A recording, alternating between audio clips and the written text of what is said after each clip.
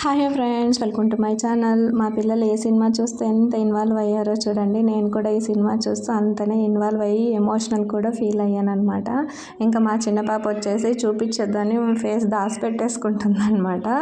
ఇక ఏ సినిమా చూస్తున్నారంటే చూసేయండి, daddy cinema చూస్తున్నారనమాట.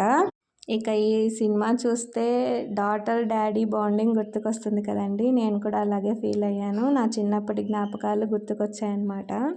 ఇక మా డాడీతో చేసిన అల్లరి, నేనంటే చాలా గారాబం అండి ఎక్కువ.